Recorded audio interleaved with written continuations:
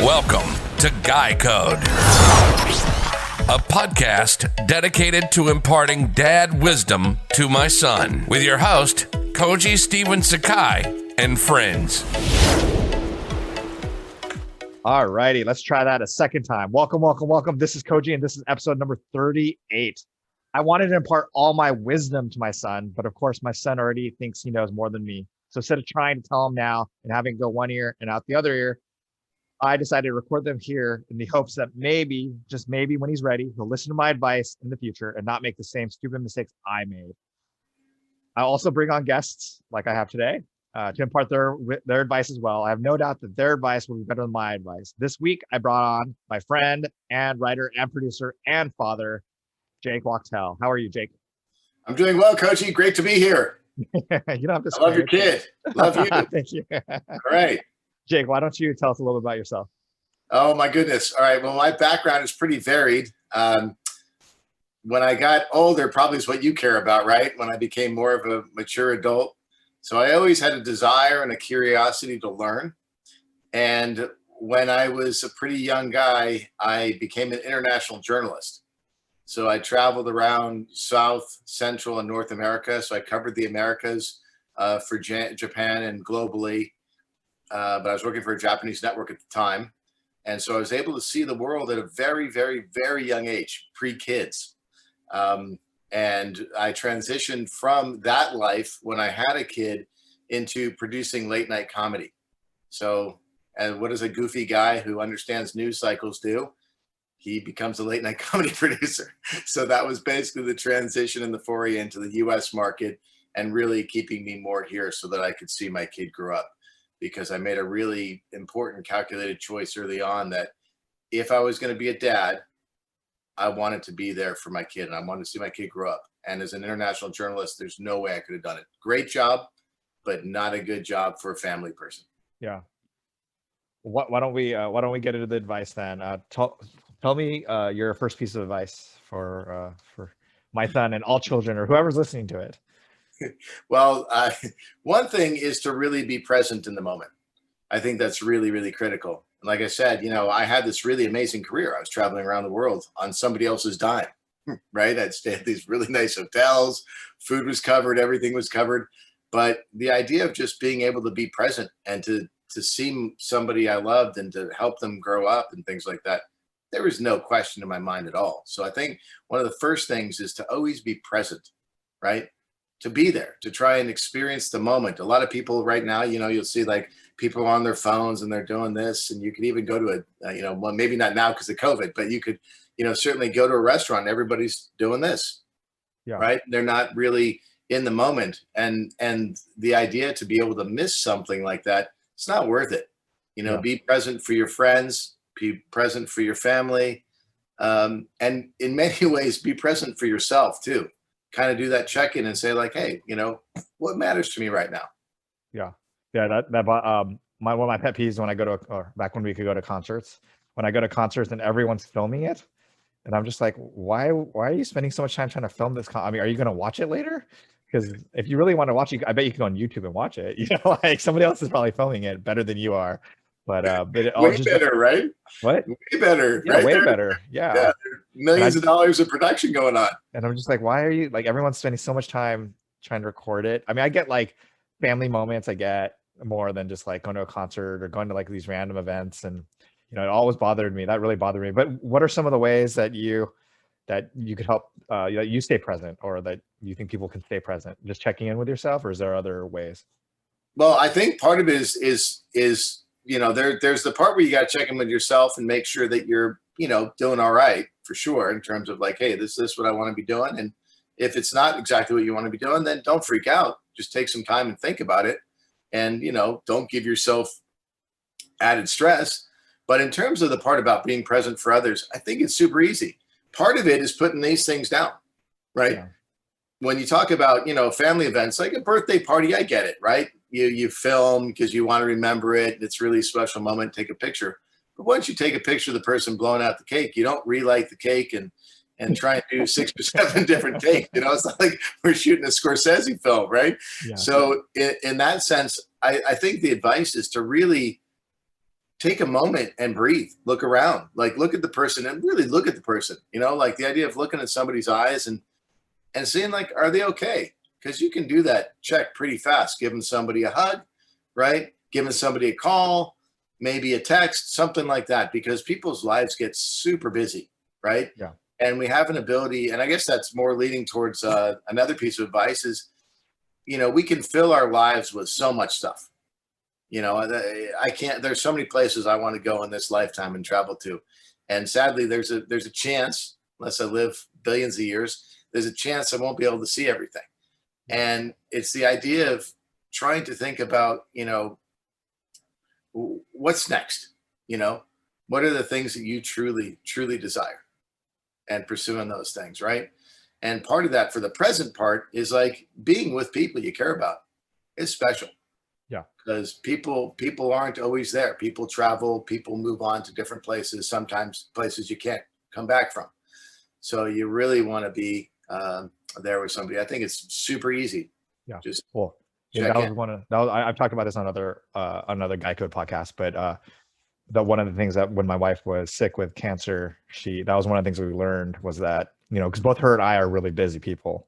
Yeah. And we put off our vacations because we had work to do.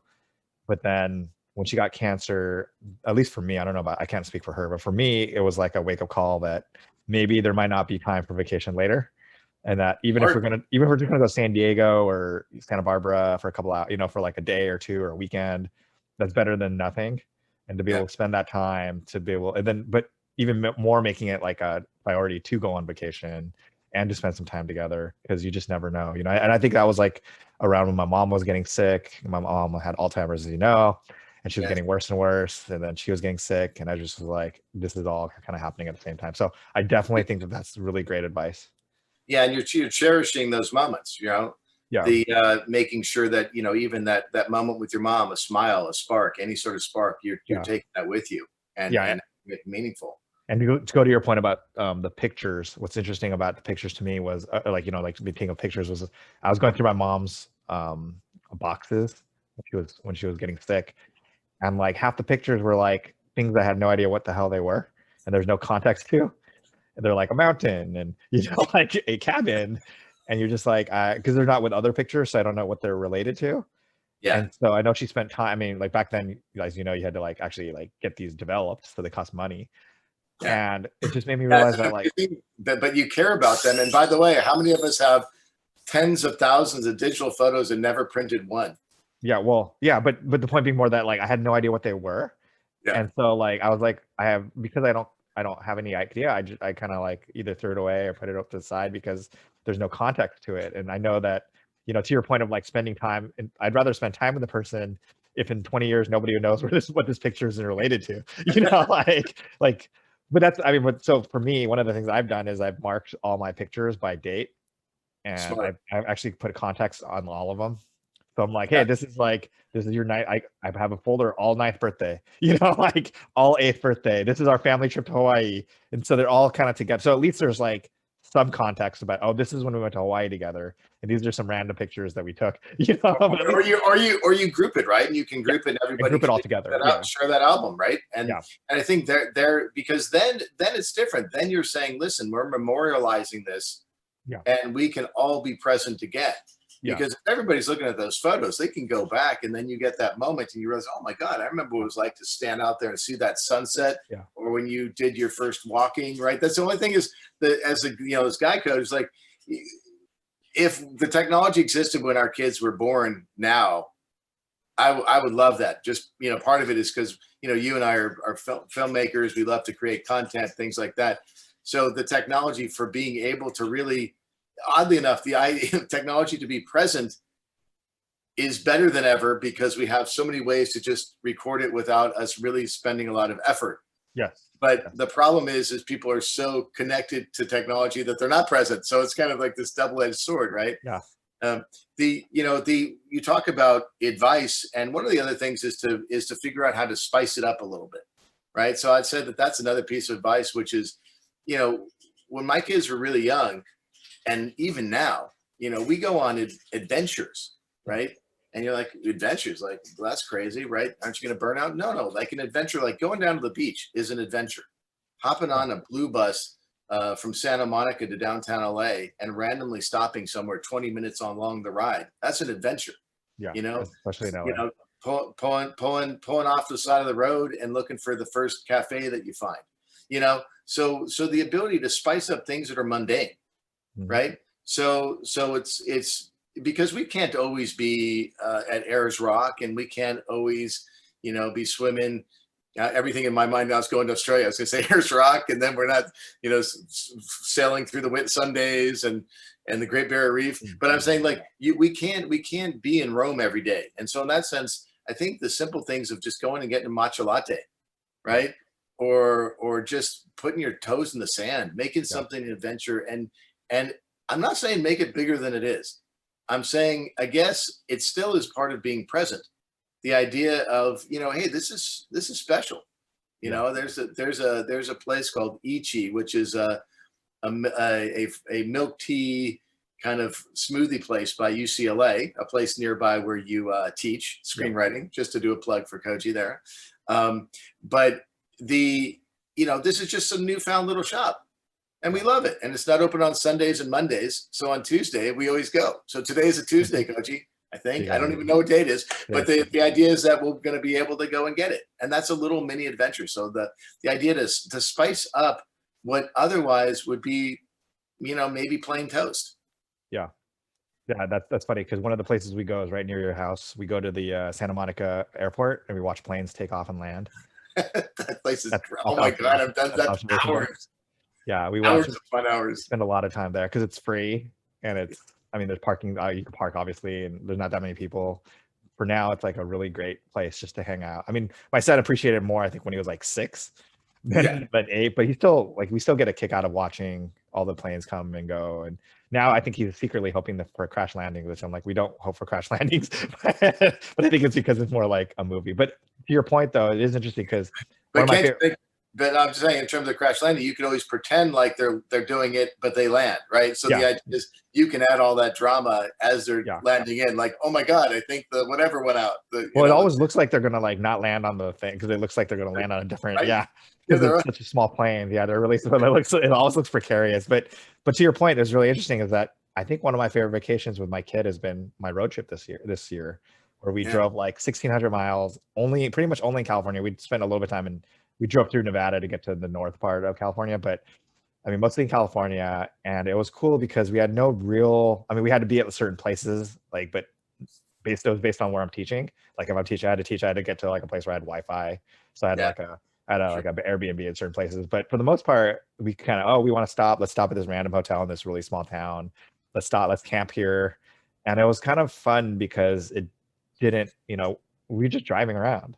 And then some days we drove like 8 hours. Some days we drove 2 hours. Some and it's just kind of depending. And like at the end of our trip, we were near Yosemite, and I was like, "Do you want to go to the beach?" Yeah. And then we went so we drove across the state all the way to Santa Barbara, and we stayed in a hotel in Santa Barbara. And that was really, it was just kind of, it was a tough drive because it was a lot of hours. And but it was awesome because it was just impromptu.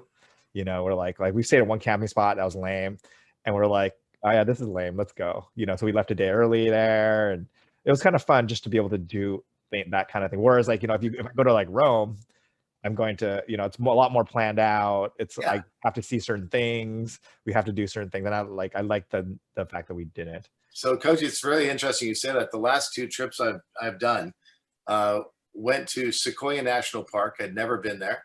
Never been to Sequoia. And so went to Sequoia. But the rule of both of these trips was we are doing no prior research. Yeah. No prior research. So all I did is I put in Sequoia National Park. And by the way, this is a day trip that started at 11 a.m. And if you know anything about getting to Sequoia, that's a long drive. Plus, I didn't realize that once you got to Sequoia, you still had another hour before you saw anything. So we're at the gate, and they said, yeah, just drive another 45, 50 minutes, an hour in. And I was like, what? Like, I'm not late. And I calculated this, man, like round trip. I got like a few hours here still before sunlight left. And so we went up there, And we had no idea. We knew it was going to be beautiful, but we didn't know where to go. Nothing like that. We got that map when we got there. And then we just went and we saw some amazing things. Ended up seeing gigantic trees, went into a random pool of water that trout, it was so off the beaten road that trout actually started swimming up and touching our feet and our legs because they didn't know what we were and they weren't scared of us. You could actually touch them. Never in my life has that ever happened. And so that was one of the trips. And then and of course we saw deer and other things. I mean, it was amazing. And then I drove home. I mean, it was a day trip to Sequoia, and that was brutal. So you talk about driving. That's a brutal day trip. And then more recently, we went to Zion. So just a random trip to Zion. That one we overnighted because that's a little too long to do. I mean, that could take the whole day of just driving if you do a round trip. But that was extraordinary as well. And again, going to a place and finding it, and part of the idea there was very similar to what you're saying in terms of not waiting on the vacation. When you're talking about you and your wife and your family, not waiting on that vacation because we can go back. We can go back to Sequoia and we can go back to Zion. The question is, will we go back? I don't know, but I know that if I go back now, there's so many other things I want to do because I know it. Yeah. But if I didn't just pull up and go, I would have spent that time researching and I might not have gone. Yeah. And so it's, really, really being able to be, and I'd say the other thing is, is the spontaneity. Spontaneity is a huge thing in terms of advice is being spontaneous, being able to, you said, that impromptu drive to the beach that you took, right? Yeah. So the idea to look at something and say, I'm going to go for that. I'm going to go for that. I'm not saying do something dangerous. I'm saying actually be spontaneous. Yeah. Sometimes don't overthink something. Right. Well, and that follows, it reminds me of one of my pieces of advice I'd love to give my son is that traveling, like you have to figure, like when you travel with people, whether somebody you love or just friends, you have to make sure that you have similar travel. Hopefully you love your friends. I love you, Koji. Yeah. But some people have different travel tendencies. Like for example, before I had a kid, I used to love running for the plane. I thought that if I was there early, I thought I was wasting my time. So basically my idea was if I'm not running for the plane, I'm there too early. Whereas my wife, the first time we did that, she freaked out because she doesn't she wants to be there 3 hours early, seated, ready to go, with her meals and everything ready. And whereas and just we're talking about spontaneity. I love when I traveled as a young man, I would just go. And I wouldn't have a place to stay, which was harder back then. Right now, I could do hotels tonight and get a hotel right now. But back then, we'd actually have to look for a hotel. Yep. But I never did anything. I love just going there and just I'll figure it out. It's exciting, right? But some people that's a lot of stress. So okay. I'm with you. I don't know how much exercise I've gotten in my lifetime, but a lot. When I was traveling all the time, the amount of running, and I don't know, Usain Bolt is a really world-class runner. Yeah. I have a feeling that both of us have definitely done the 100 meters faster than that guy has to try and make sure a plane doesn't leave with us on the ground. Yeah. And I remember one family trip to Hawaii. We had a milk bottle. And as you know, when you're breastfeeding, well, not us breastfeeding, but when you have breast milk and things like that stuff expires. You can't. That's gold right there. And I remember they took the bottle and they wouldn't let it through, and they poured it out. And instead of just giving us the empty bottle, they made me put the bottle through the check again. So family went ahead to the gate, and I had to go back in line again. And by the time it went through, there I was running with bags. My jeans literally went down to my I luckily I was wearing long boxers. My jeans went down to my knees, and I was hobbling on to get to the plane, and they closed the door right when I got there. And the guy was saying, there he is. Some random guy was stopping them from closing the door. So I understand the idea of like getting there on time and not freaking out, especially if you're on a family vacation, right? Family vacations are different. But that one I blame TSA. That was not on us. Come on, that's ridiculous. Take the bottle. Yeah. But going with people that are that don't believe in what you do, it makes the vacation harder or makes the trip harder. Because I've been on trips where people Like they like my wife, they need to plan every single thing, and they hate when it's not planned, and that stresses me out because I'm just like, I don't like, why are we like, why do we have to go to these stupid places? But B, why, like why are you so like, why does everything have to be planned out? But then also like for my wife, I know that it stresses her out. So like I Yeah, think you have to be a good partner, yeah, right? But being spontaneous doesn't mean being irresponsible. yeah, You know well, what I mean? yeah, no, That but was, that's what I'm saying with the kid. Like I can't like not have a place to stay. Like yeah, when he was younger. Now there's a little bit more flexibility because he's a little bit older. But when he was a baby, we have to have a place to stay, right? Like, you have food, water, shelter. yeah, exactly. Then we can do a spontaneous with an asterisk, Yeah, right? yeah, I think the idea is that sometimes we have things that hold us back from going for what we love, and the idea of what, let me try that, yeah, right? And I'm not saying do something dangerous or do something that's going to harm others. I mean, just like taking a chance on something that later on you don't kick yourself for doing that, right? yeah, Like, the idea that early on in my career, I had a chance to go overseas and live overseas. That was a huge thing. I mean, I actually, for a different podcast, but we can do, but I spent a year living on a remote fishing island in Japan where I was the only foreigner most people had ever seen. Right. And so the idea of that opportunity was pretty scary. And I said, you know what? Well, the hell with it. I'm just going to go for it. And because of it, it changed the trajectory of my whole life. Right. It changed my life personally and professionally forever. And I think had I not done that, I would have always wondered what would it have been like to live overseas. Not everybody's going to go live on a remote fishing island in Japan and swim and hunt octopuses. I think it's octopuses or octopi. I can't remember, but we'll have to look it up later. But I literally learned how to do things that are insane. Like there are things because of that experience that are very special. And I would say, sure, it was planned that I had the opportunity to go there, but the idea to go there and to really take on things that would have scared me if I thought them through. And none of them were dangerous. I'm just talking about the idea of allowing yourself to really experience something and to have that spontaneity and that willingness to do something. yeah, You talk about making sure that you're there for other people. And I think compromise is another thing too. yeah, Communication and compromise. And I think a lot of compromise is communication, right? Properly communicating, understanding where you stand on something and somebody else, and understanding that people are different, right? And that's kind of the beautiful thing, right? And so the word compromise to me almost feels like, well, so both people are losing out. I don't think so. Both people win, right? Because if you properly communicate, that compromise can be awesome, yeah. right? You figure out that perfect trip.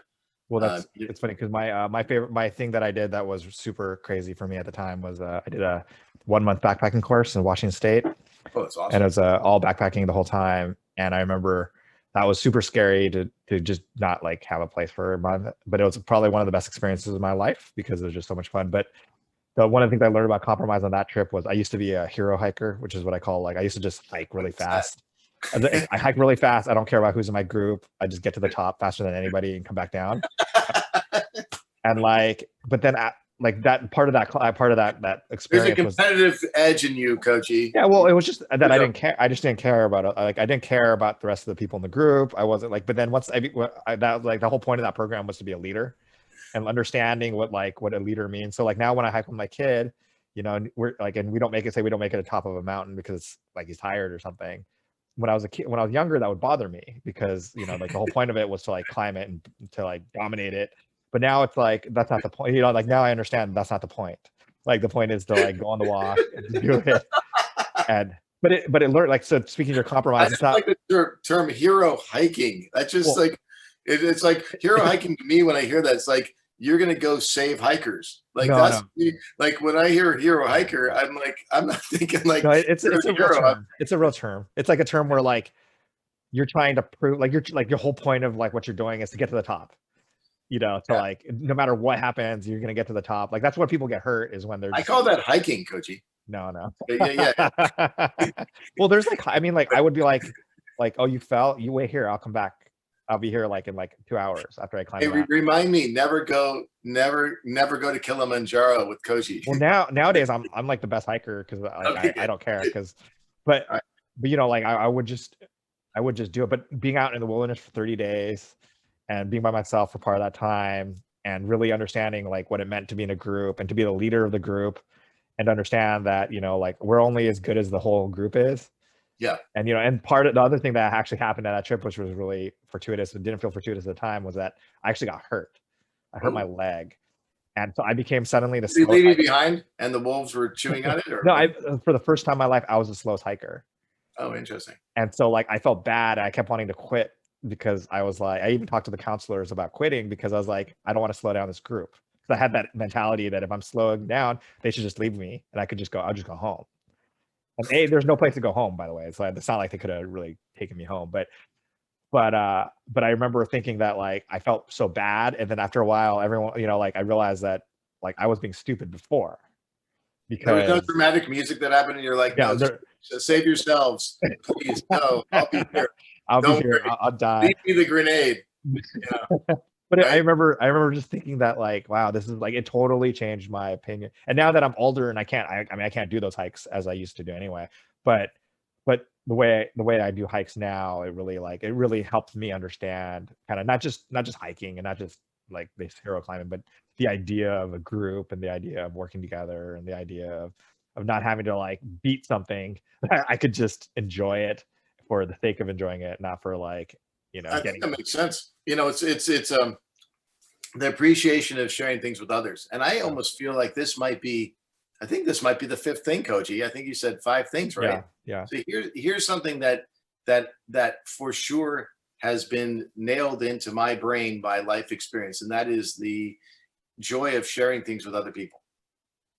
And there are the individual accomplishments that make you feel good, and things like you're saying, you Yeah. hiking by yourself to the mountain.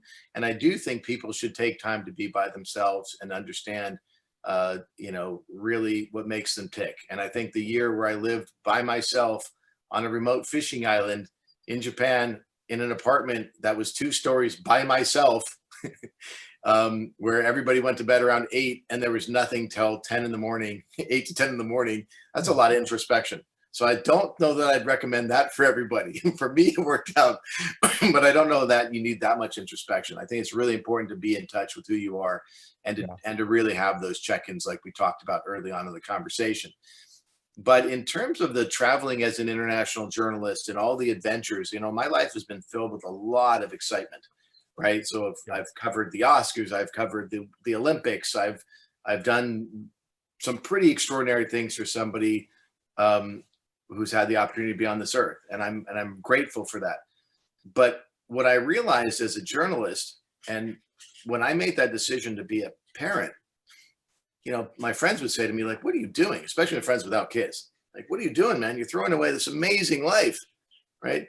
And I didn't even think twice about it. For me, it was like there's no question of what I wanted to do, right? Like, what? Okay, I'm gonna go to the local place and get I'm talking about tea a lot. I don't know what's going on, milk tea. But if I'm gonna walk down and put my feet in the sand in Santa Monica Beach, I'd rather do that than go to Buenos Aires, if I'm going to be there with my kid, right? So the idea of being able to share something with somebody, because I would travel all over the world and my family was my crew, right? So I'd have, 3 people I'd always travel with, and sometimes it'd be 10. And if there was a bigger story, it'd balloon to maybe 35 people, right?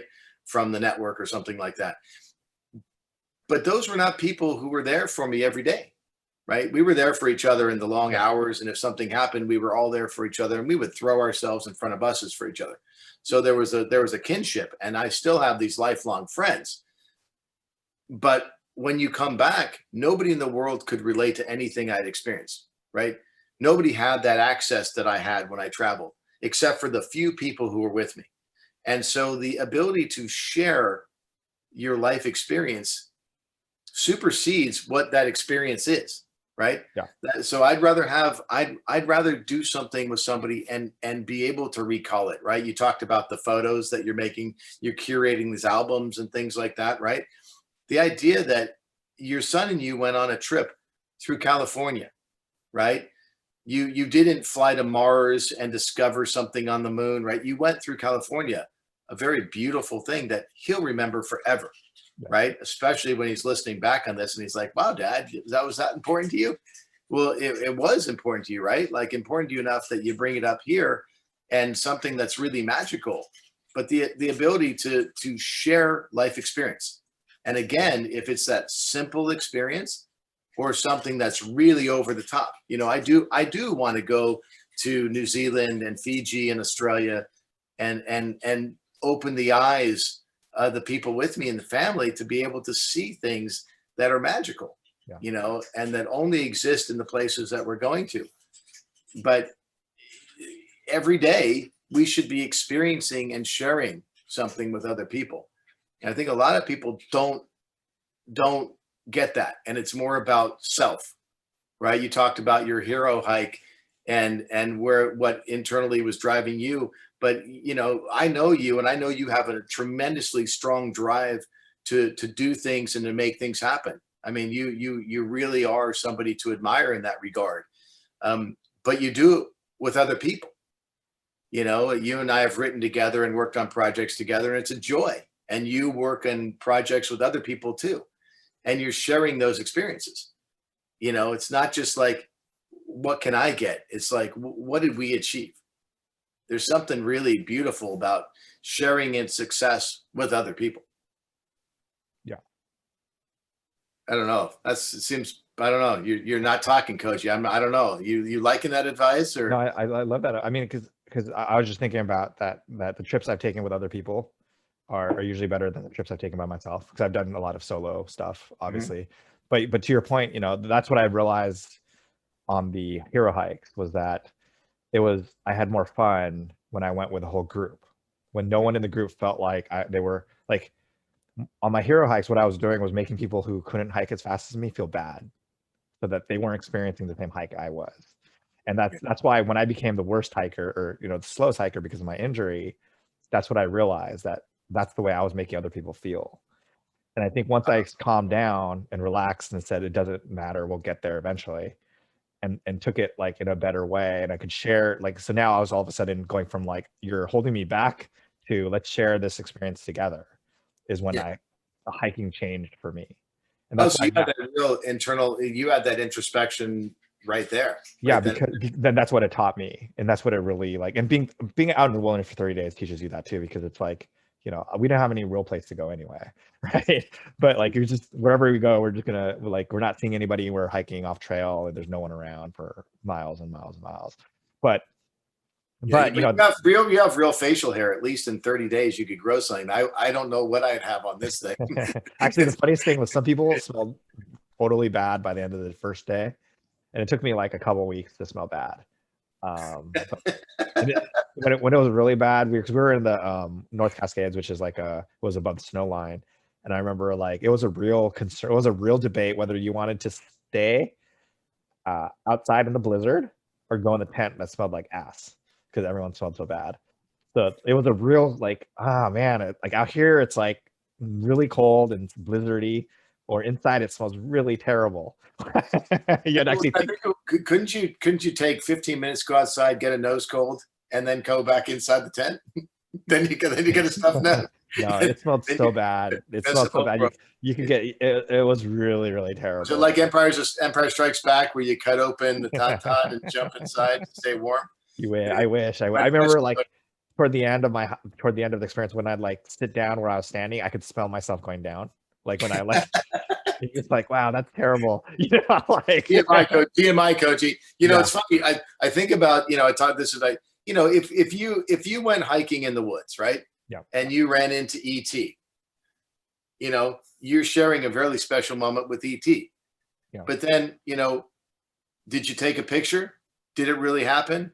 Can people remember it? Right. Yeah. And the idea now that's maybe the only time where by yourself might be really something unique, because that moment with that extraterrestrial, but again, you're with someone else, right? You're sharing that life experience, right? So I think that's the only time when I'd say, like, hey, maybe on that solo trip, meet an ET. That might be it, right? But you still want somebody back there taking a photo so that you can be like, I know I really did it. Yeah, Right? no one thinks you're a crazy dude. Exactly. Yeah. Um, Well, and I agree with your point about, that traveling with my son is a lot better than traveling. I love him experiencing something for the first time. yeah, Like for like him to, like when we first went to Hawaii, or when we first did what, like on a plane ride. It's all like, it's super exciting to watch his reaction, even better than me seeing something for the first time. It's not, I mean, I don't really care that much, but for him, I get a lot more pleasure watching him, you know, like his eyes open and see the world in a different way. And especially if you see something that you've seen, right? I mean, that's an amazing take too, right? You take somebody to a place that you normally go to, and then you have such a deeper appreciation for it. yeah, like for example, during the quarantine, I've been trying to go to all the different beaches in LA, Mhm. and going, like, because we don't go to, like, I don't go to Torrance Beach, like, or the Torrance Park, right? I don't go there because it's too far. I might as well just go to like Manhattan Beach or something. Or I don't go to like all certain beaches or certain places. I don't go to Malibu a lot, so we've been exploring Malibu It's and just gorgeous. doing a lot of other things that typically, because we live in LA and I don't go to these places. Even going to like the Santa Monica airport or any of these places. Like, these are places that I would typically go all the time, but during this time, it's like, well, what else are you gonna do? Well, those What are your else? spontaneous adventures, though. Yeah, those are spontaneous You're adventures. doing all the stuff that we're talking about on this podcast. Yeah, I love that you're talking about spontaneous adventures, because I never thought about that. But I think we're toward the end of Yeah, the podcast. Thank we you did so it. much, Jake. Yes, we did it. And thank you everyone for listening. And I appreciate everybody listening. And please, everyone can write a review, subscribe, download, and tell a friend. And also, if you have time, check out one of my other podcasts, either Midnight Watchers, where me, Quentin, and Jennifer, we review midnight movies, or watch or listen to Best or Worst, where we interview we ask people about their best or worst day. So thank you, Jake, again. Thank you, everybody. Thank you, Koji. And peace Much out, love, everybody. guys. Bye bye. Bye.